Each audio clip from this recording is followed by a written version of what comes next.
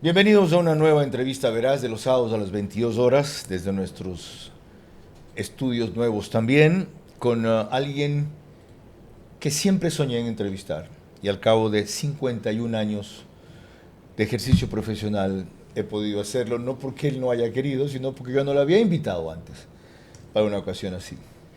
Es una leyenda, una gloria no solo del tenis, del deporte ecuatoriano. Para mí ha sido una inspiración sin conocerlo toda la vida, por ver su carrera. Y fue el primer triunfo deportivo por el cual yo lloré en 1967, cuando estaba en sexto grado del colegio americano. El primer triunfo deportivo. Por otra derrota deportiva lloré en 1965, cuando nos eliminaron del Mundial de 66, robándonos la eliminatoria acá, cuando se lesionó Pablo Alzaldo, etc. Es nada menos que Miguel Olvera. De él vamos a hablar en los próximos 60 minutos y de él felizmente se ocupó la FED el fin de semana pasado, rindiéndole un sencillo y breve homenaje a propósito de la Copa Davis en que eliminamos a Australia.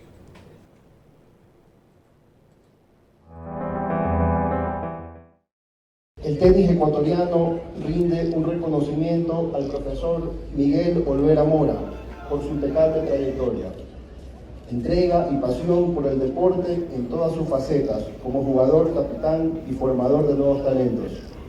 Jugador, capitán y maestro, gracias Miguelito por inspirarnos día a día. Para mí de verdad es muy, pero muy importante esta gran distinción que ustedes me hacen en este día. Pero ese es el tenis, el triunfo y la derrota, y en el deporte en general. El triunfo y la derrota están ahí. Uno tendrá que alegrarse con el triunfo y el otro tendrá que aprender a soportar la derrota. Quito Tenis Club ha sido para mí el más importante. ¿Por qué digo el más importante? Porque tuve la suerte de jugar en las 3 sedes que ha tenido el Quito Tenis Club. La primera sede en el centro de Quito, en la avenida 18 de septiembre. La segunda sede, donde es actualmente el Club Buenavista.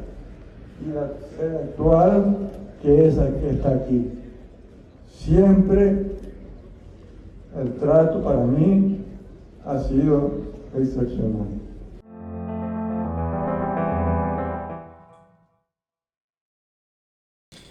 Bueno, con ese extraordinario tenista, profesor y maestro hablemos en los próximos 60 minutos, que curiosamente después de ese homenaje el fin de semana pasado dejó de ser director de tenis de la FED hace 2 días por sus 88 años, dicen, ya que la razón fue que se necesitaba alguien más joven.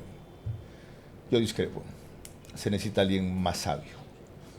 Ya, y se puede combinar la sabiduría y la experiencia con el ímpetu, el tiempo seguramente, y la energía que ciertamente tiene la juventud. Pero al margen de eso, los próximos 60 minutos son para hablar un poco con este hombre lleno de sencillez, de altivez, de dignidad y de logros que han marcado una carrera tras la cual vinieron todas las glorias. Después, camino abierto antes solo por Pancho Segura.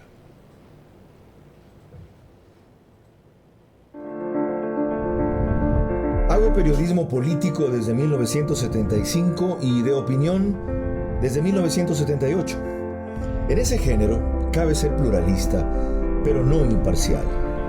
Mi experiencia en la búsqueda de democracia exige dejar fuera a quienes la dinamitan y criticar a quienes la construyen para que el modelo sea veraz. Respondo aquí por lo que opino. Mis invitados por lo que expresan. Nada de eso compromete o representa a este medio. Una entrevista veraz es la mejor forma de conocer la verdad. A eso los invito. Ahora. Este espacio veraz llega a ustedes gracias a...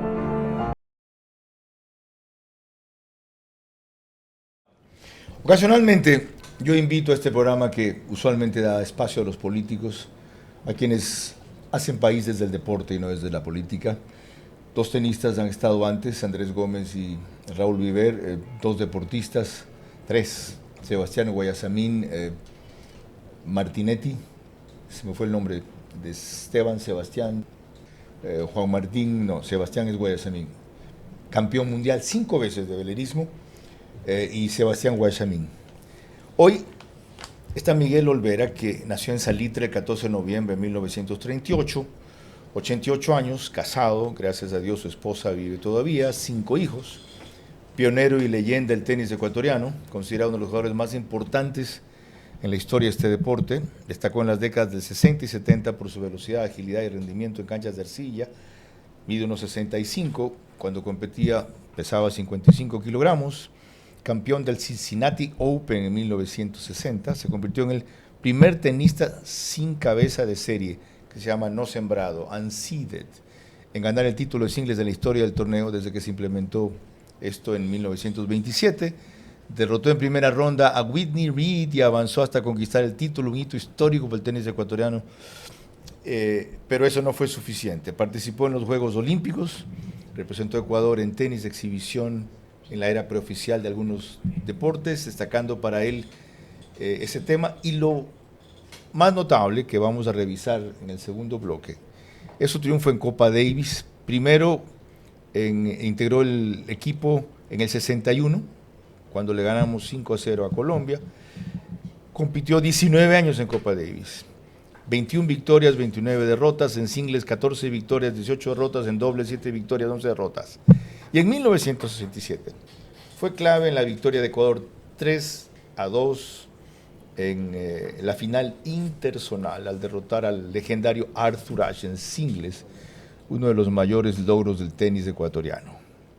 Miguel, si sigo con su geografía, se me acaba el tiempo del programa. Bienvenido, gracias por aceptar la invitación. Bueno, ¿cómo evalúa su vida después de este recorrido de 88 años, la mayoría de ellos en el deporte? Bien, mi estimado Carlos, para mí pues es un gozo poder estar aquí en su programa para poder pues mostrarme a los fanáticos, a los deportistas, a los fanáticos, especialmente a los tenistas, de que aún estoy con vida, como dice pues el dicho, ¿no? Y gracias a Dios, yo les digo a mis amigos, caminando y pensando razonablemente. Hablemos de esta Copa Davis que acaba de ver contra Australia. ¿A qué atribuye nuestro éxito, para muchos sorpresivo, ya que competíamos contra jugadores mejor rankeados? Bueno, lo he estado comentando con amigos, con personas que estuvimos viendo los encuentros, porque yo vi los partidos completos e inclusive los tengo pues analizados, porque soy una persona que me gusta hacer lo que hay que hacer. Yo lo que atribuyo es, se impuso la experiencia. Nuestros jugadores son muy jóvenes y que los de allá también son jóvenes y que son mejor rankeados. Todo correcto. Pero recordemos que nuestros jugadores, a excepción de Andrade, desde los 10, 11 años, están jugando en la altura, cosa que era un enigma para los australianos. Ajá. Ellos veían la cancha, todo lo veían normal, pero el momento del juego hacían una cosa, pero la altura les hacía otra cosa. La bola es más rápida ya. La bola es más rápida, la bola si no se la impacta bien, si no se la juega debidamente, pues hace lo que le da la gana. Por lo general flota y se va. ¿Qué otro factor fue importante? Bueno, por supuesto, el desempeño de los jugadores nuestros, el pundonor, las ganas que pusieron para lograr este triunfo. A mí me sorprendió el control mental del chico Andy Andrade, que yendo en el segundo a punto de perder con un match point, le da la vuelta, creo que le lleva 4-5, y luego logra reponerse. ¿Cuál era y cuál es su consejo para sus discípulos, sus alumnos, sobre cómo controlarse, serenarse en un momento tan adverso? Bueno, eso pues todo es según la situación. Él tuvo en esa situación muy difícil, jugó lo que había que jugar, arriesgó su servicio, le salió y entonces pudo recuperar pues esa desventaja que tenía. Ahora hablemos de usted. Siendo tan excelente tenista, ¿por qué no compitió más en torneos internacionales que en esa época ya empezaban a jugarse fuera? Bueno, en el libro que escribió Gonzalo Zurita está todo lo que sucedió a partir del año 1962, que con Eduardo Zuleta ganamos la Copa Mitre, el campeonato sudamericano. Por primera vez en el país se ganaba un título a nivel continental, ¿no? Porque los nadadores, los mosqueteros habían ganado en Lima, pero en Guayaquil no se había ganado ningún título a nivel de continente. Y fuimos de continente pues sudamericano con Eduardo Zuleta, campeones sudamericanos, y fue cuando le ganamos a Tomás Cochi y a Fernández de Brasil. Y a raíz de eso yo pues empecé a sentir alguna molestia y que esa molestia me llevó al hospital de Tampa, al General Hospital en Tampa. Allá fui a parar y estuve por un poco más de 2 semanas y el resultado fue pues que tenía un pequeño problema en los pulmones. Eso lo limitó.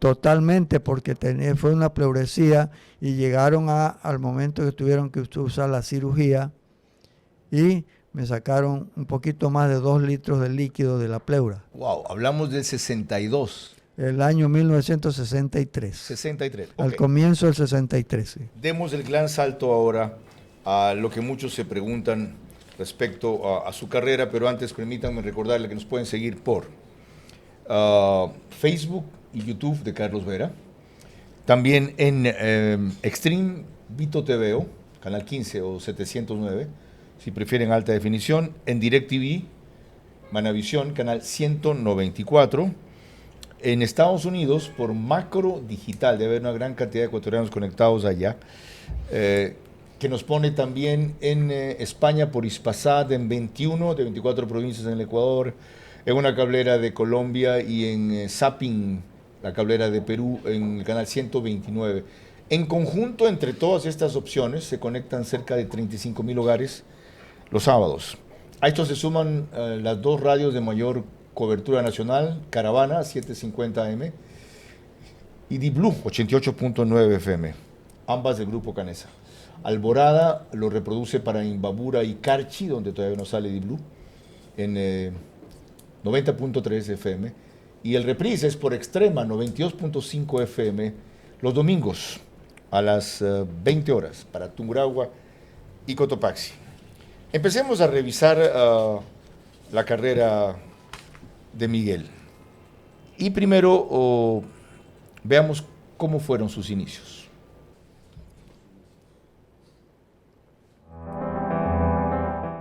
Miguel Olvera Mora, nacido el 5 de julio de 1938 en su querido Salitre, posee una exitosa y positiva historia en el tenis ecuatoriano y mundial. Esperamos que termine una de las tantas clases de tenis que imparte diariamente, sobre todo a los más pequeños, e iniciamos el diálogo. Estoy en el tenis desde los 10 años, que vine a Guayaquil y con la idea de estudiar. Mi padrino trabajaba arreglando las canchas de tenis del Guayaquil Tennis Club y me llevaba de vez en cuando y ahí nació la idea de empezar a golpear la pelota de tenis. Desde allí, el menudo y sencillo hombre se enamoró del tenis de quien tiene su concepto. El tenis como deporte es uno de los más agradables y más beneficiosos, porque según encuestas que han hecho dicen que es el deporte que tiene el 48% de todos los deportes para mantenerse pues en una forma más saludable.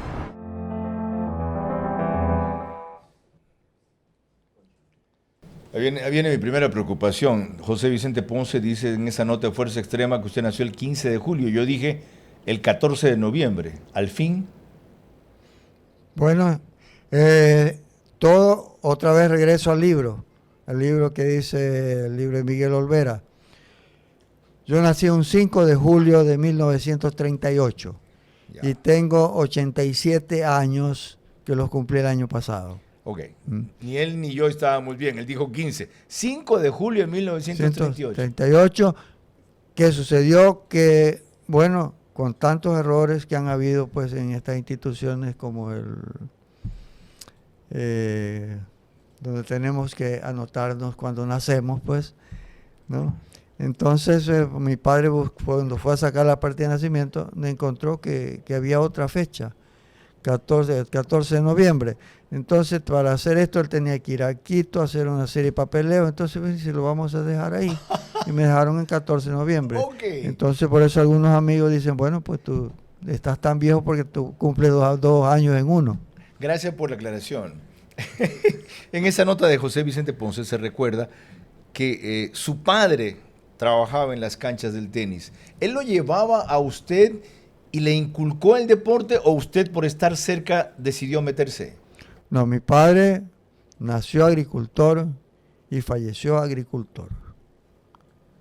Nunca quiso venir a vivir a la ciudad. A los 10 años yo vine a la ciudad, pues yo estaba en el campo y vine a la casa de mi padrino y de mi tía y de mi abuela. Con ellos crecí yo. Mi padrino y mi tía pues no tenían descendientes, entonces me acogieron por supuesto como un hijo. Y mi padrino era el que daba mantenimiento a las canchas del Guayaquil Tennis Club. Así pude yo llegar ahí porque por alguna razón yo iba donde él y poco a poco me fui introduciendo ahí, empecé a agarrar una raqueta, empecé a hacer por ahí travesura y al año yo ya estaba jugando al tenis. ¿A qué edad agarró la primera raqueta? Iba a cumplir 10 años. Y ahorita hablábamos hace un rato a propósito de esta fotografía de mi hija comenzando a jugar tenis desde los 4 años. Usted me decía, ahí está el error, y yo le conté que después no siguieron porque les pareció aburrido solo pasarse aprendiendo técnica y devolviendo bolas del profesor. Bueno, eso es una cosa bien importante que hay en el desarrollo del tenis, ¿no? Yo pues cuando me inicié el año 1966 en la escuela, empecé a formar la escuela del Guayaquil Tennis Club. Lo primero que puse como regla es la edad, 7 años a 11 años. ¿Por qué es muy temprano 4 años? Porque ellos todavía no están capacitados los niños para empezar a aprender a jugar al tenis. Especialmente la motricidad, no tienen coordinación, lo que es normal, pues porque están recién empezando a crecer. Y usted me contaba, ¿qué pasa cuando comienzan tan temprano? Usted me contaba algún rato de la distracción, de que salían, entraban. Cuénteme eso. Bueno, esa es otra cosa, ¿no? Ellos pues es muy difícil controlarlos porque como a esa edad pues de cualquier cosa se aburren muy fácilmente. Ya. Tuve yo pues alumnos que no los acepté a esa edad, como Nicolás Lapenti y el hijo de Billy Wright, bueno, es William también, que es el hijo de Billy Wright. Ellos estaban ahí, pero no estaban ni registrados en la escuela porque no tenían todavía 7 años. Ok, a partir de los 7 años, ¿cómo hay que tratar a los niños que comienzan en el tenis? Bueno, ya ahí es diferente porque ya ellos entienden mejor y se van adaptando al juego, pero hay que tener cuidado con que no tengan entrenamiento todos los días, porque logran pues, ellos se cansan de hacer una sola cosa. ¿Se saturan? Se saturan, entonces lo que se recomienda es que lo hagan 2 a 3 veces por semana tenis, o 2 o 3 veces por semana otros deportes. ¿Y le ha funcionado? A mí me ha funcionado porque yo, pues, los padres han hablado con los padres que más me he entendido, de los alumnos, les he dicho, ¿y qué deporte escogen en el colegio? Porque en los colegios también hacen deporte. Entonces yo le he dicho natación o atletismo, ¿no? Que donde pues ellos no van a tener el roce personal. Y fútbol, los varones fútbol, ¿no? ¿Y qué pasa si se encantan más por el fútbol que por el tenis? Eso es lo más importante, porque para mí la condición más importante de un niño para que quiera jugar tenis es que lo quiera hacer. Ok, que tenga vocación. Ahí se pone a prueba. Claro, si él quiere hacerlo, él va a hacer cualquier sacrificio a lo largo de su aprendizaje. Pero si él no lo quiere hacer, apenas llega a 15, 16 años y le dice, papi, yo ya no juego más, me voy a jugar otra cosa. Ok.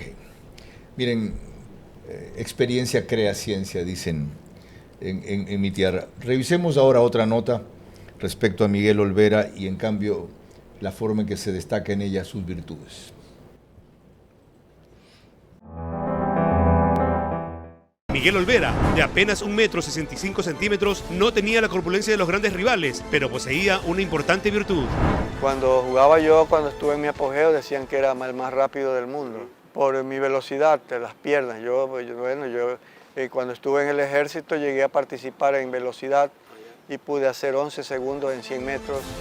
A raíz de ello se propuso ser uno de los mejores raquetistas del país y del mundo, y vaya que lo logró. Fue artífice de un triunfo histórico ante el poderoso equipo de Estados Unidos, con Arthur Ashe incluido. Exactamente, eso sí fue una verdadera hazaña porque el equipo de Estados Unidos era un equipo que estaba muy bien formado. Yo estaba ya semi-retirado, trabajando con los niños, enseñándoles, y Pancho Guzmán sí estaba activo. Fue pues sumamente grandioso para el país. Yo me sentí sumamente contento porque podía dar pues una alegría a mi pueblo, que es lo que siempre estamos deseando, pues tener éxito. El ejemplo de Olvera fue sin dudas el eterno Pancho Segura Cano, a quien lo llena de elogios. Un espejo para mirarnos, y para mí en tenis fue Francisco Segura Cano el que me inspiró siempre, y él me tenía gran aprecio y cada vez que venía a Ecuador le gustaba jugar conmigo y darme consejos. Y yo aprovechaba todo lo que veía en él para aprenderlo y luego ponerlo en práctica. Un verdadero maestro. Ese sí que era un maestro. ¿Por qué dice que fue un verdadero maestro? Ese sí que era un maestro. ¿Por? Es que se las sabía todas.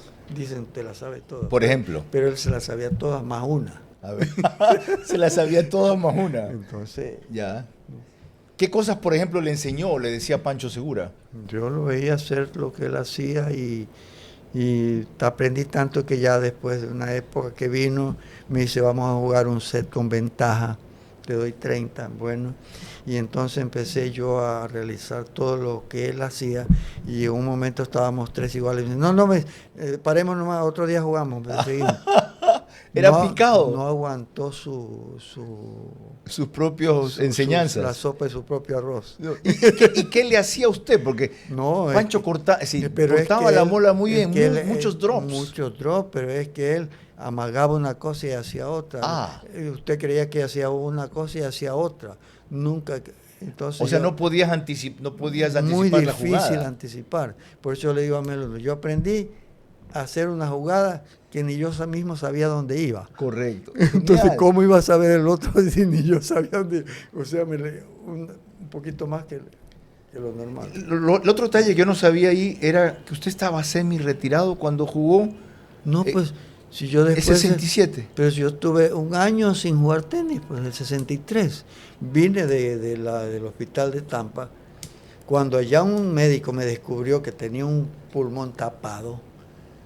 Me dice, usted de aquí se va donde este doctor Comezana, estábamos en Tampa con mi esposa, y me dijo, pero yo tengo que regresar a Guayaquil. No, usted de ahorita de aquí se va al hotel. Se va y la señora la deja pues, en un sitio y se va al hospital, no puede ir a otro sitio. Le digo, pues yo no cuento con dinero para eso. ¿Y? Entonces me dice, bueno, dice, pues no, pero entonces no puede ir a ningún lado, sino allá. ¿Ya? Y me examinó en el club, atrás del club me examinó y me llevó a su policlínico.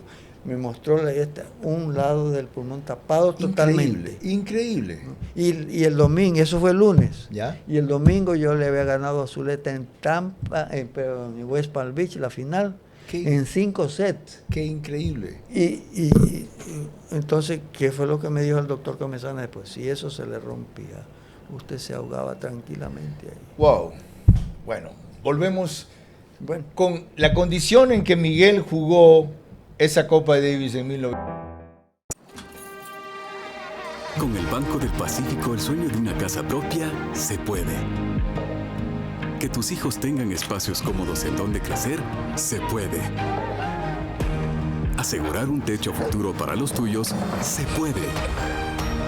Garantizar el derecho a una vivienda digna, se puede. Con el crédito Mi Casa Propia, se puede. Banco del Pacífico, tu banco.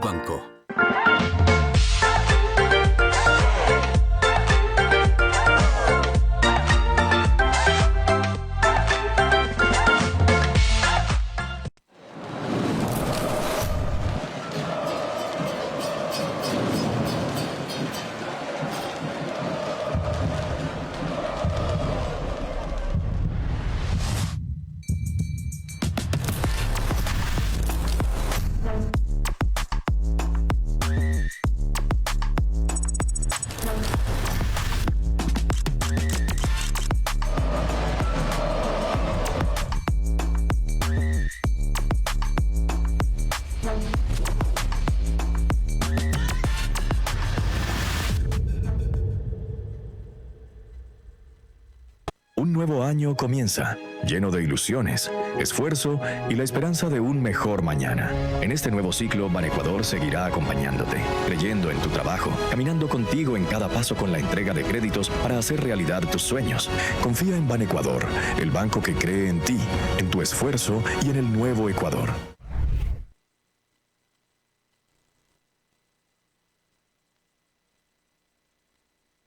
De todos los sábados a las 22 horas, hoy con alguien que por fin logro entrevistar después de 51 años, Miguel Olvera. Es posible gracias a nuestros auspiciantes: Banco Pacífico, Pharmacies, Marathon Sports, Tempo Design, Cardio Heredia, Euroblinds y Ban Ecuador.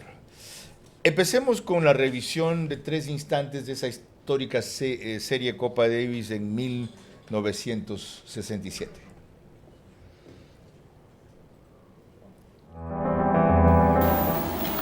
...1967... Ecuador-Estados Unidos en la final de la zona americana, en una estancia importantísima en nuestro país, en el Guayaquil Tennis Club. El primer partido Guzmán había perdido con Cliff Richey, y aquí Miguel Olvera salta junto a Danilo Carrera a enfrentar a Arthur Ashe. Un partido que se lo terminó en 2 días, puesto que el sábado 17 el ecuatoriano ganaba 4-6, 6-4, 6-4, cuando se suspendió por falta de luz natural. Se lo reanudó el domingo a las 10:15 de la mañana y el jugador ecuatoriano Miguel Olvera en solo 20 minutos consigue este espectacular triunfo, y lo vemos a Danilo Carrera que se cae y se lesiona el tobillo. Ecuador igualaba la serie 1-1 ante el gigante Estados Unidos. ¿Qué hizo posible ese triunfo suyo? bueno, como pues se ha leído tanto en el libro, también está todo esto, y en los periódicos se leyó que el equipo de Ecuador estaba constituido por Francisco Guzmán, Eduardo Zuleta y Miguel Olvera. Francisco Guzmán estaba en el circuito, Eduardo Zuleta estaba en el circuito jugando torneos, pero Miguel Olvera estaba dirigiendo la escuela del Guayaquil Tennis Club. Entonces yo suspendí una semana el entrenamiento de la escuela y me dediqué a jugar un poco pues con los jugadores que jugaban un poco más. Solo entrenó una semana para ese partido. Bueno, entrenar, pues jugué un poco con los señores, los que jugaban bien en el club, porque Eduardo y Pancho pues estaban en el exterior, eran los fuertes, pero habían jóvenes que jugaban bastante y con ellos yo practiqué. ¿Qué tenía usted distinto o mejor que Zuleta o Guzmán que pudo ganarle a Arthur Ashe? Bueno, para mí fue la estrategia de juego, porque estábamos reunidos con Danilo Carrera, que era el capitán, Eduardo y Pancho Guzmán y el directivo del club, y pasaron un video de Estados Unidos-Jamaica. Jugaba Arthur Ashe contra un jugador de Jamaica, lo vi a él, vi un poco y algo que yo vi pues que una pequeña debilidad, podríamos decir así, y le dije que pararan el video. Entonces pararon el video, lo repitieron y entonces sigan nomás. Me dice, a ver Miguel, ¿qué pasó? No le digo nada, no ha pasado nada, sino que quería ver algo, nada más. ¿Qué detectó usted? Justamente ahí en ese video pude ver la no debilidad de Arthur Ashe, las debilidades, sino lo menos fuerte. Qué bien dicho. Porque la pelota de él, cuando la pegaba en el revés, en la parte de abajo, la pegaba pues increíblemente. La media altura la pegaba extraordinariamente. Pero cuando la pegaba arriba, era un poquito menos efectivo el golpe de él. Qué bien. Comenzó usted a jugarle bolas altas. Entonces, el lado derecho era lo contrario. Cuando la pegaba arriba, la pegaba extraordinario. A media altura, muy bueno. Y abajo, pues, defeccionaba un poquito.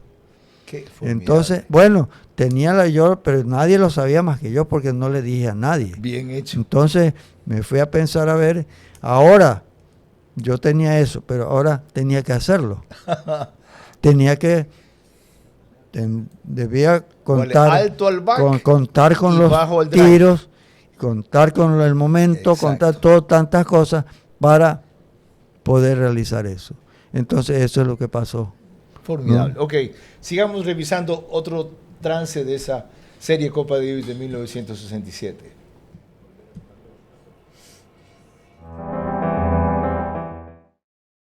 Ahora nos vamos para el dobles. Saltan a la pista los gringos Marty Rising y Clark Grabner, enfrentando a Pancho Guzmán y Miguel Olvera. Un encuentro donde parecía que el triunfo iba a ser norteamericano, puesto que el primer set nos ganaron 6-0, pero el segundo 9-7 a favor de Ecuador, 6-3 el tercero a favor de Ecuador, los gringos el cuarto set 6-4 y el último set lleno total en el escenario del Pancho Segura Cano, y poco a poco los tenistas ecuatorianos con mucha garra dando este punto final. Miguel Olvera de forehand, 8-6 el quinto set. Ecuador sorpresivamente 2-1 arriba sobre el equipo de los Estados Unidos.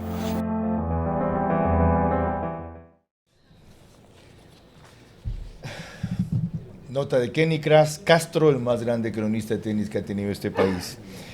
Usted me decía algo sobre ese passing shot que le hace al rival en la red.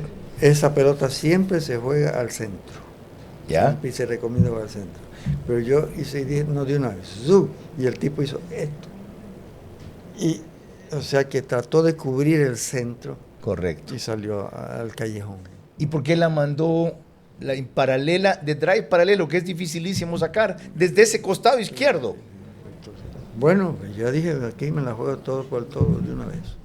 Además lo vi rematar otro en la red, pero con un smash vertical casi. No, o sea, fue un tiro derecho, así que ya lo que voy a golpear, el tipo hizo así, y le se hace así, pero se regresa. Yo no, de una vez, hizo así, pero no regresó y lo pasé por atrás. Ok. Fue rápido. ¿Usted había jugado con Pancho Guzmán antes dobles? Sí, claro.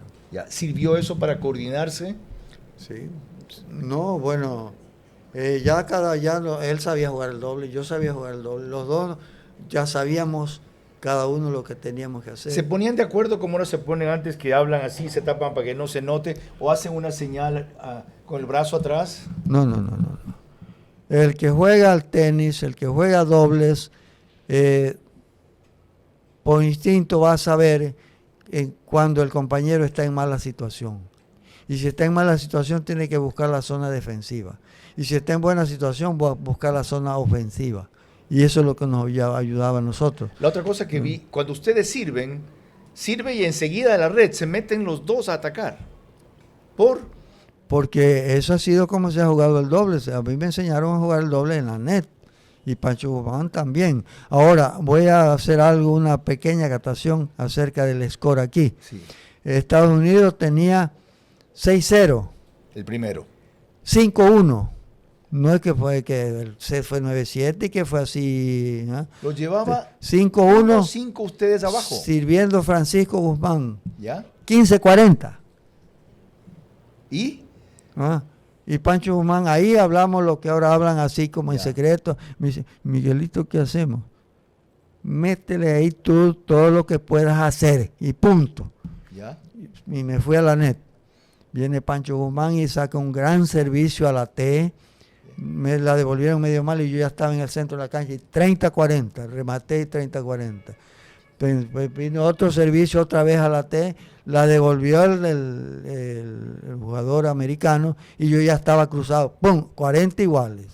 Hicimos 5-2, 5-3, 5-4 y empezamos a seguir adelante hasta, creo que fue 9-7, 11-9. Le ganaron 9-7. La moral y la mente primero entonces, y después el juego en la cancha. Ahí empezó ya o sea que si nosotros damos el brazo a torcer, o sea, nos entregamos, pues 6-0, 6-1, 6-0, no, pero no, la idea nuestra era, la mía especialmente era vencer o morir. Última parte de la revisión que hacemos de esa serie Copa Davis de 1967.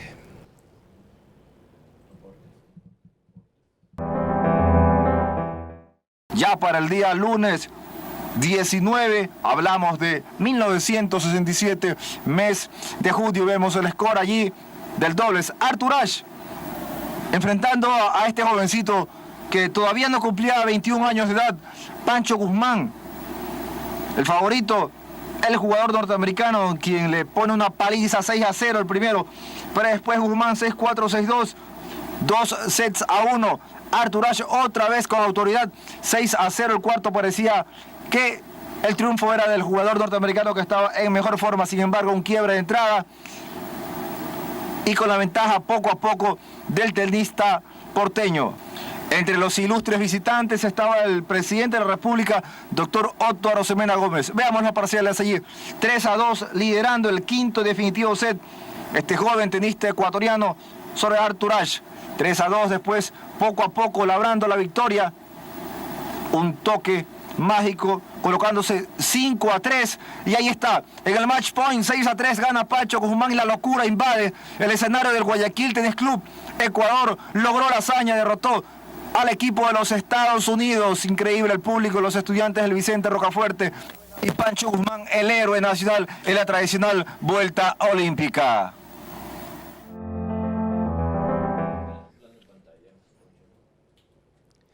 Mientras Miguel Olvera veía esta última jugada, hacía un comentario. Cuéntemelo. Bueno, ahí pudieron ver que Arthur Ashe, la pelota que le pegó arriba, le da con efecto, o sea, la corta y la tira a la net. Ahí era la parte más, podríamos decir, débil de él, ¿no? Y también la aprovechó Pancho Guzmán. Bueno, ahí justamente ahí iba yo a eso. Porque yo, pues, con esto que me dio resultado, entonces le dije, bueno, Pancho, mira, esto es lo que yo he hecho. Entonces, él tenía como hacerlo porque él tenía un buen topspin de derecho y tenía un buen slice de revés, Pancho. Entonces podía hacer un juego parecido al mío. Que yo le hice, alzarle la pelota al revés y bajarle la pelota al derecho. Entonces, están 6-0. Entonces, al empezar el segundo set, Pancho Guzmán empezó a balear a la fuerza, a quererle ganar en el juego de Arthur Ashe. Nos ganó 6-3 Pancho Guzmán. Entonces perdió Pancho Guzmán 6-0. ¿Ya? Entonces ahí pues el capitán Danilo Carrera, pues con el conocimiento con lo que habíamos hablado, le dijo, Pancho Guzmán, oye, sigue haciendo el juego que estaba haciendo en el primer set. Empezó a alzar la pelota, bajar la pelota, que no era un juego pues brillante, un juego, pero era efectivo. y ganó pues Pancho Guzmán 6-3. Pero entonces fueron al descanso y regresó Pancho Guzmán y empezó a hacer su juego violento, a tratar de terminar el punto y perdió 6-0. Entonces hubo que de nuevo calibrar a Pancho Guzmán para que tuviera paciencia y pudiera hacer la estrategia de vida. Paciencia, una palabra clave en el tenis que yo no tengo. Y un hombre reiterado que a quien le debe el tenis ecuatoriano mucho a partir de entonces, Danilo Carrera Droet, legendario presidente de la FED. Cuando volvamos, 4 figuras del tenis preguntan a Miguel Olvera: Ricardo Icaza, Mario Canessa, Mario Zurita, el autor de su libro biográfico, Andrés Gómez y Johnny Parra, quien le ganaba a Andrés Gómez.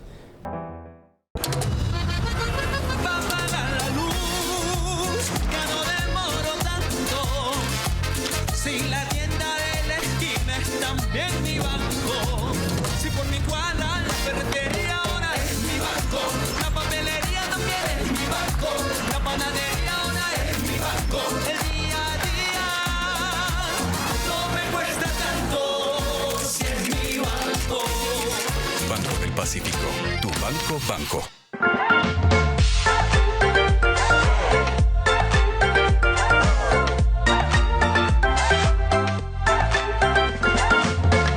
Euroblinds. Un nuevo año comienza, lleno de ilusiones, esfuerzo y la esperanza de un mejor mañana. En este nuevo ciclo, Banecuador seguirá acompañándote, creyendo en tu trabajo, caminando contigo en cada paso con la entrega de créditos para hacer realidad tus sueños. Confía en Banecuador, el banco que cree en ti, en tu esfuerzo y en el nuevo Ecuador.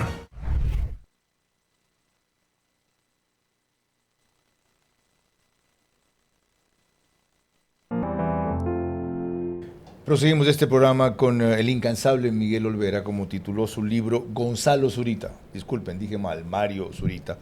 A esa biografía extraordinaria que ustedes además han visto en pantalla algunas veces en el trance del programa, de Miguel Olvera. Por Dios, cuidado, tengo miedo al Alzheimer, a veces hay cruce de cables. Ricardo Icaza pregunta. Hola con todos, Ricardo Icaza. Muchas gracias, Carlos Vera, por permitirme dirigirme a este homenaje a Miguel Olvera. Miguel, usted para mí, junto a mis padres, es la persona después de ellos que más influenció en mi vida, tanto en el aspecto tenístico, obviamente, y también como persona, como amigo, como consejero. Gracias a usted, Miguel Olvera, tomé conciencia de lo que era representar Copa Davis a mi corta edad de 15 años. Me acuerdo clarito cuando ustedes le ganaron a Estados Unidos y lo vi jugar singles y dobles. Ese dobles para mí fue algo que me impactó, cómo lo ganaron después de 2-0, treparon en una jardinera del Guayaquil Tennis Club, y ganar en 5 sets y ganarle a Estados Unidos. Es por eso que tengo esta foto. Somos Andrés y yo cuando entramos al Grupo Mundial de Copa Davis, gracias a sus enseñanzas y a la pasión por el tenis, el amor al tenis y cómo competir en Copa Davis, es que esto se dio, este triunfo, porque aprendimos de usted.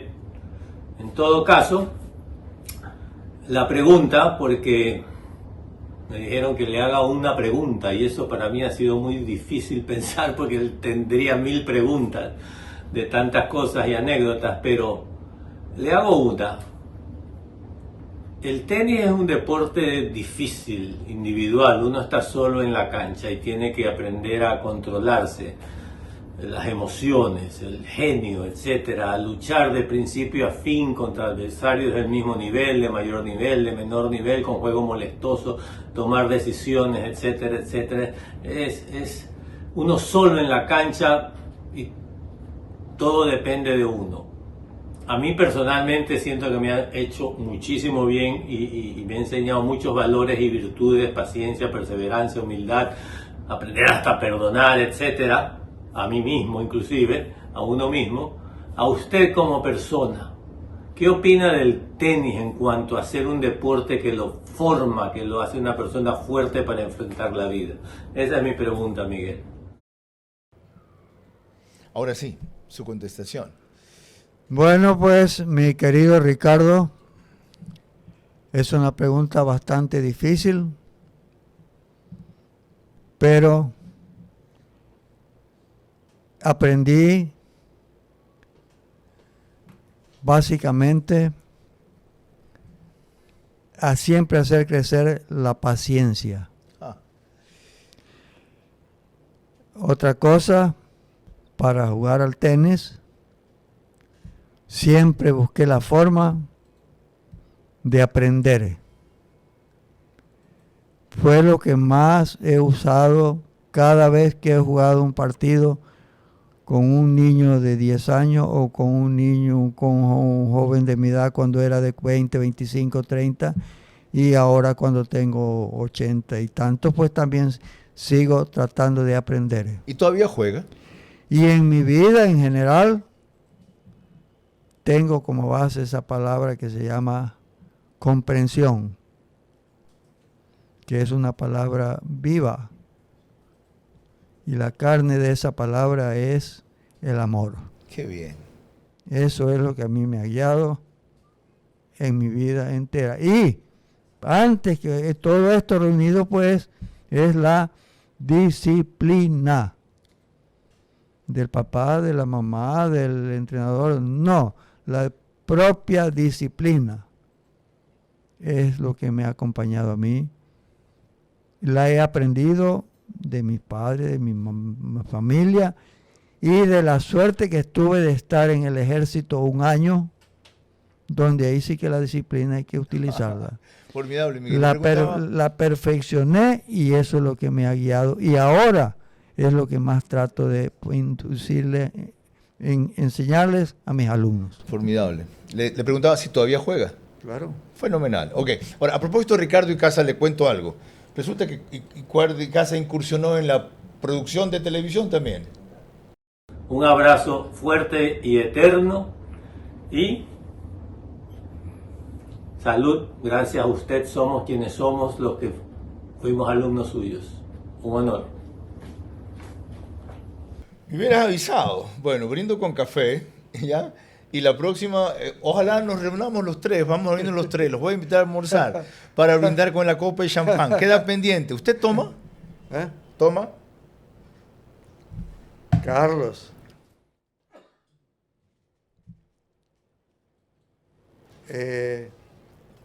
Tomo, porque si no tomo, pues hablemos de tomar licor. Porque si no tomamos agua nos morimos. Okay. Toma con control. No, tomo alcohol, toda la vida. Yo he disfrutado de lo que hay. Si hay un vino, un champán, un whisky, un aguardiente. Somos iguales, sin excesos.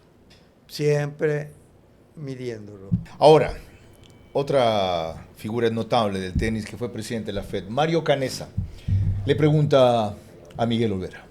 Para el tenis ecuatoriano, la jornada espectacular de 1967, cuando se ganó a Estados Unidos aquí en Guayaquil, en ese equipo pues reconocemos a Miguel y también a Panchito Guzmán.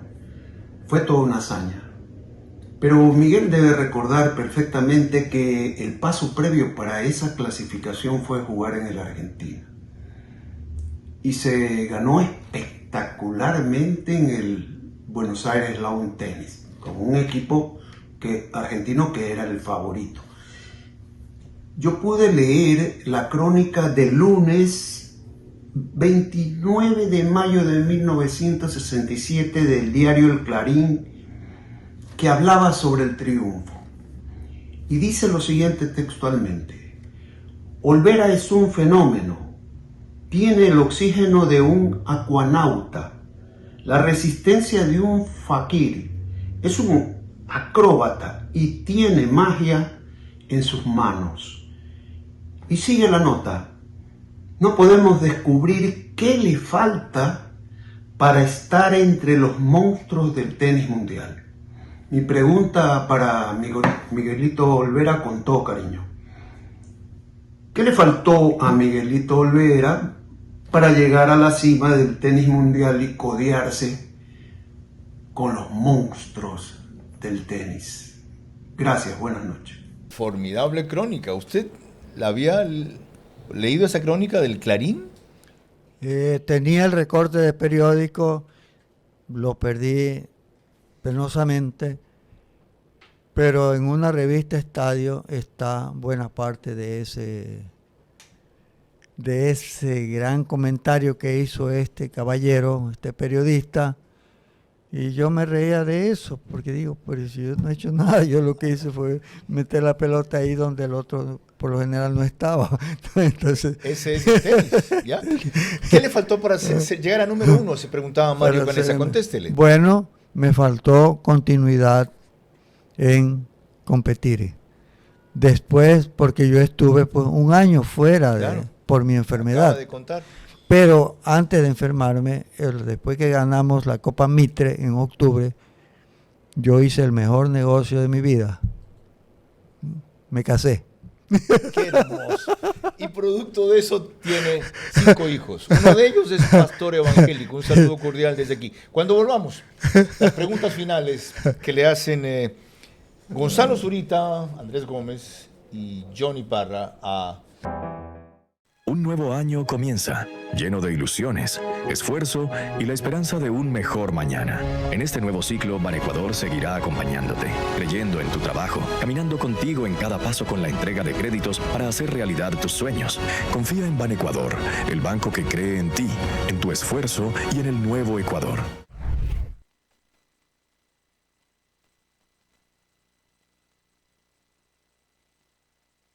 Hablemos del sofá como el lienzo del color del año. Soy Paola Argotti y hoy estoy en Tempo Design. Para el 2026, Pantone eligió como color del año Cloud Dancer, un blanco suave y etéreo que representa calma, igual que el sofá Oda. Un sofá que permite dejar volar nuestra creatividad. No solo es cómodo, sino que se convierte en la pieza ideal para interpretar estas tendencias, especialmente porque es modular. Este tono no busca protagonismo, sino equilibrio. Por eso puedes combinarlo con tonos tierra y marrones para lograr espacios cálidos. El verdadero lujo está en un sofá que se adapta a tu día a día. Inspírate y vive el color del año con un diseño pensado para ti. Visita los showrooms de Tempo en Quito y Guayaquil. Cardioheredia es una empresa privada vanguardista enfocada en el área cardiovascular. Está conformada por profesionales de la salud de gran trayectoria, especializados en intervencionismo cardíaco y periférico. Gracias a la experticia médica y a los resultados exitosos alcanzados, con procedimientos innovadores y personalizados a través de los años, es reconocida como un centro de referencia nacional e internacional.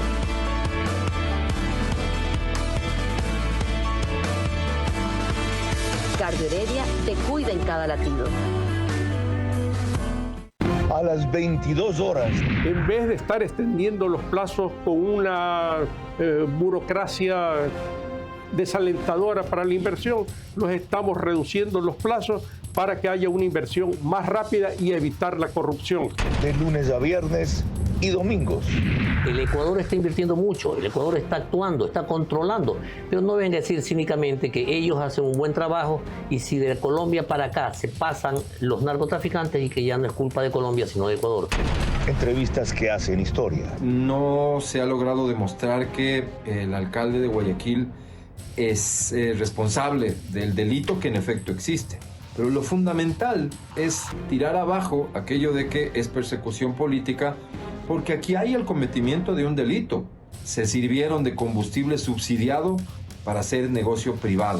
Y preguntas que abren caminos.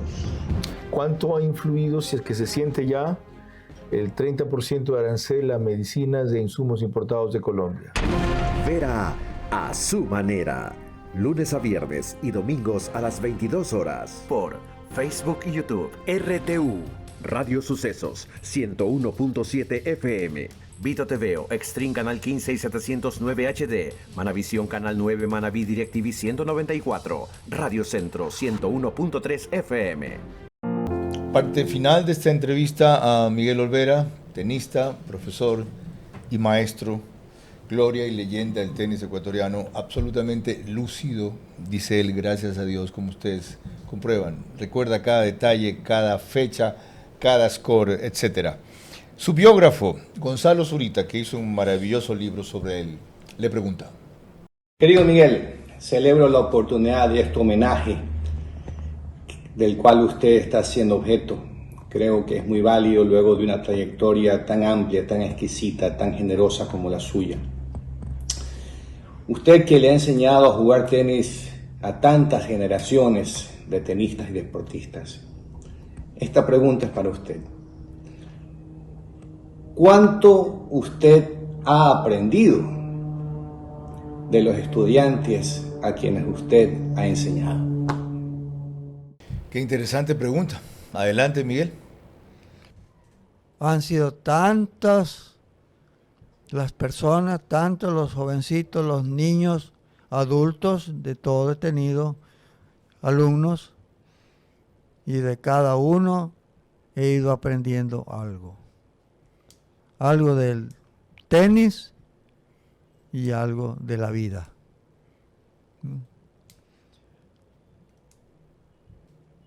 Y han habido también errores, como en los partidos comete uno errores, y en la vida por supuesto que también comete errores, pero esos errores yo siempre los he aprovechado positivamente para aprender. Dígame una cosa del tenis que aprendió de algún alumno, una, la que primero se le venga a la cabeza. Bueno, por ejemplo, yo tuve como alumno a Andrés Gómez. Andrés Gómez tenía y tuvo un derecho, podríamos decir, antitécnico. Y lo entrené, tuve una relación buena con él de niño, lo motivé a él. Eso sí, yo estoy seguro que si alguien lo motivó a Andrés fui yo. ¿Por qué? Porque él terminaba la escuela, su escuela, y se iba a Punta Blanca a hacer surf. Había un torneito provincial y yo le decía al papá, Andrés podría jugar este torneo. El papá lo llamaba, por supuesto, yo no le decía a Andrés, ven a jugar. Correcto. Le decía al papá, y el papá, venía Andrés y jugaba los torneos provinciales, ganaba, perdía y todo, pero acababa el torneo y regresaba a hacer surf. Y seguíamos. Cuando ya entraba al colegio, pues venía, entrenaba normalmente con los otros chicos, y yo lo iba viendo crecer, su derecho, su revés, tenía falloso, el servicio tenía un poquito de problemas por la forma pues como él lo realizaba. Entonces, pero el derecho también era un derecho antitécnico, yo jugaba con él. Entonces yo sentía que el único golpe que me hacía daño de él era el derecho. Entonces, si yo trato de cambiar este golpe, no, pues absurdo que era antitécnico. Yo veía de lo que había visto a los jugadores, era antitécnico. Entonces Andrés lo dijo y entonces lo seguí nomás guiando, enseñándole pues estrategias y uso de los golpes. Y luego pues él aprendió a hacer el golpe de revés, que solo lo hacía slice cuando estaba acá conmigo. Ajá. Después aprendió a hacer el topspin de revés y tuvo una decisión muy inteligente Andrés al jugar el doble en el lado derecho. Siempre el zurdo juega en el lado izquierdo. Correcto. Pero él tomó esa decisión y jugaba en el lado derecho. ¿Qué es lo que resultó? Que tanto tuvo que jugar con el revés en el lado derecho que perfeccionó su revés, y entonces tuvo dos buenos golpes para poder jugar el single, que tiene que jugarlo con los dos lados. Ya que usted, Miguel, habla de Andrés Gómez, vamos a él. Pregunta desde exteriores. Querido Miguel, usted ha sido siempre ejemplo a seguir en Copa Davis, primero como jugador, luego como capitán, y quien puso los parámetros bajo los cuales se comenzaron a definir las siguientes generaciones de jugadores. ¿Por qué piensa usted que un país tan chico como Ecuador, con pocas canchas, poca infraestructura, poca ayuda, tiene resultados que van muchas veces más allá de lo esperado? ¿Cuál cree que ha sido la clave para el éxito de Ecuador en Copa Davis? Un saludo y felicitaciones por ese homenaje que le hicieron en Quito el fin de semana pasado.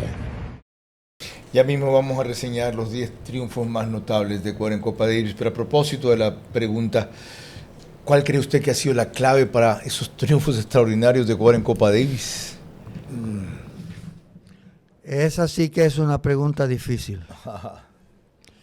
No, bueno, él se refiere a Copa Davis, se refiere a los jugadores ecuatorianos que han enaltecido el nombre de Ecuador, ¿no? En general, creo yo. La pregunta, claro, se refiere bastante a la Copa Davis, pero básicamente los grandes jugadores, ya me voy a hacer grande yo también. Sí. Los buenos jugadores que han habido en Ecuador. No sea tan humilde. Los jugadores que han habido en Ecuador. Bueno, pues ha sido obra del... Bueno, vamos a hacer una cosa más clara. Obra de Dios. Gracias, Miguel. Yo admiro su fe también. Porque Francisco Segura. ¿Quién era Pancho Segura? Ajá. Era un niño enclenque, un niño pues desnutrido, un niño pobre, un niño pobre, un niño bueno que no tenía ningún chance de ser nada. Cojeaba al caminar y al correr, Pancho. Pero ¿qué él tenía adentro? La fe. La mamá un día que lo trataron mal, él no decía nada porque era un niño, pero la mamá le dolió. Y le dijo, hijito, no te preocupes. Mami, no, si yo no me preocupo. ¿Por qué? Porque yo un día voy a ser un campeón, voy a ser grande y todos los que me tratan mal van a andar atrás mío. Esa convicción. Pero ¿cómo pudo decir eso él? Ajá, en ese estado. En ese estado. Y en ese país donde... Aquí, claro, en ese país que se llama Ecuador. Claro. ¿No? Entonces, y yo tenía idea de eso. Lo leí en su libro. De la que escribió, de una señora que escribió el libro, sí. Increíble. Estaba todo en inglés, gracias, puedo leer un poquito de inglés y puedo entender.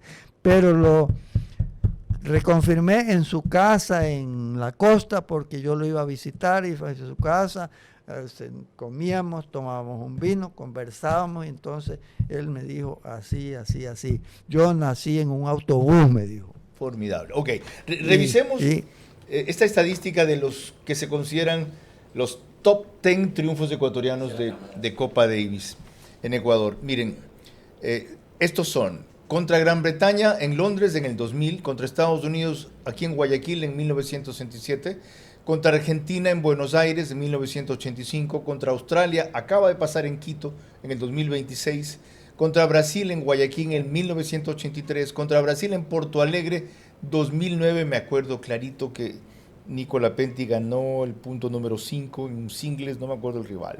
Contra Japón en Miki en el 2020, contra Argentina en Salinas en el 1999, contra Chile en Quito en el 2003 y contra Argentina en Buenos Aires en 1997. Ahora, yo les mencioné que hay un jugador que cuando tenía 12 años le ganaba a Andrés Gómez.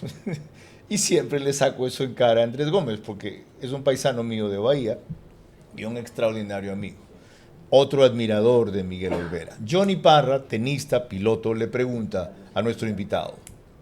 Miguelito, muy buenas noches. Le saludo a Johnny Parra, jugador amateur, oriundo de Bahía de Caracas. Mi pregunta, Gómez, Icaza, Viver y Lapenti, todos jugadores de primer orden pasaron por sus manos. El profesor siempre enseña lo que aprende, lo que sabe. Mi pregunta es, ¿quién fue su maestro? Adelante, Miguel. ¿Quién fue su maestro? Mi maestro, la naturaleza. Dicen que el tenista se hace, que no nace, que se hace. Yo tengo discrepancia en eso porque yo pienso que el tenista, así como los otros deportistas también otros deportes, nacen. Porque de los alumnos que me he acabado de nombrar, todos ellos, cuando yo trabajé con ellos, cuando yo los preparé, cuando yo les enseñé, hice pues casi de todo con ellos, los traté como mis alumnos. Yo tenía muy poca experiencia como profesor de tenis.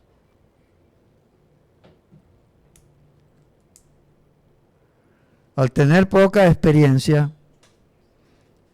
podía enseñarles poco, tal vez poco. Ya había yo sido campeón sudamericano, había ganado la partido de Cincinnati, había ganado torneos, había participado contra el mejor jugador que yo reconozco en el mundo, Rod Laver. Jugamos 5 veces, no le pude ganar nunca, era súper extraordinario, ¿no? Y entonces yo jugaba con ellos. Ricardo, Raúl, Andrés y todos los demás que tuve, ¿no? Algunos de ellos lloraron jugando conmigo, pero no campeonato, practicando, porque mi juego era serio en práctica, en apuesta o en campeonato. Entonces, ¿qué fue lo que hicieron ellos? ¿Por qué llegaron a ser, pues, con un buen nivel tenístico, competencia y todo eso? Copiando. Así deben haber sido en el colegio, por eso eran los mejores estudiantes, porque eran copiones. Ajá. Copiaban mis enseñanzas. Me voy a alargar un poquito, Carlos. Dele, Miguel. Me encontré con un amigo que nos entrenábamos mucho en Miami, después ya no nos vimos, y él se dedicó a enseñar, yo también me dediqué a enseñar, y Ricardo Icaza me contó que fue a jugar a Caracas. Juan Not se llama este amigo, y entonces dice Ricardo, me encontré con Juan Not, sí, y entonces pues Juan Not habló conmigo, me dice, le pregunté a Ricardo de dónde era, entonces me dijo que de Guayaquil, y me dijo, le digo, ¿y con quién entrenas? Le preguntó Juan Not a Ricardo, y Ricardo le dijo, con Miguel Olvera. Ay, dice, de razón, yo había visto un juego, pero parecidísimo al tuyo y no sabía de quién era. Es de Miguel Olvera. Formidable. Y Ricardo era un hombre alto, pues, y yo chiquito, pero él había copiado las jugadas. Y cuando tenía 7, 8 años, Ricardo me decía, Miguel, ¿cuándo me va a empezar a enseñar trucos? Eran jugadas. Y ellos copiaron, y eso es lo que dicen ellos, que pues la actuación de ellos en la Copa Davis fue pues mirándolos a nosotros como lo hacíamos, y conmigo pues Ricardo Icaza lloraba. Andrés Gómez, jugamos un provincial una vez y le gané 6-0, 6-0, 6-0. Formidable. Y él lo dijo ante Luis Clero una vez que vino acá, no me tuvo compasión. No. Así debe ser para aprender. Y así pues Raúl Rivera igual, siempre jugamos y tenían problemas porque yo jugaba un tenis serio con ellos, ¿no? Y peor cuando se me agrandaban. Claro. Cuando decían, ay, que yo sé, ponte ahí, le decía yo, y le ponía 6-0, 6-0, y entonces ahí le hacía ver a dónde estaba. Su error, su entonces los que salían eran porque se proponían hacer mejor las cosas. Miguel, gracias por compartir estos jirones, estos retazos de su vida como ser humano, como tenista, como profesor, como maestro y como guía. He cumplido un sueño, que es hablar con este extraordinario deportista, cuyo ejemplo para mí siempre ha resultado inspiración. A quien por primera vez trato más de un minuto, que saludé alguna vez en el Centro de Alto Rendimiento. Y a quien pongo como ejemplo para seguir como espejo, como él dice que hacía con Pancho Segura. Mientras hayan deportistas de esa calidad humana y ahora de esa modestia, de esa sencillez, de ese exceso de humildad, diría yo, pero superior dignidad, este país en el deporte, en el tenis y en otros ámbitos tiene salida. No lo olviden. Aquí hay un símbolo de que, como en el fútbol pudimos alguna vez, sí se puede en el tenis, sí se puede en los grandes retos que ustedes se proponen, se adoptan muchas de sus lecciones resumidas en esta conversación. Buenas noches.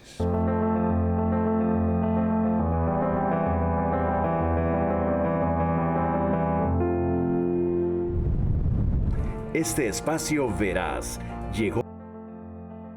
Transmisión simultánea, Vito TVO, Manavisión, Macro Digital Televisión, Caravana 750 AM, Tiblu 88.9 FM, Alborada 90.3 FM Imbabura, Extrema 92.5 FM en Tungurahua y Cotopaxi.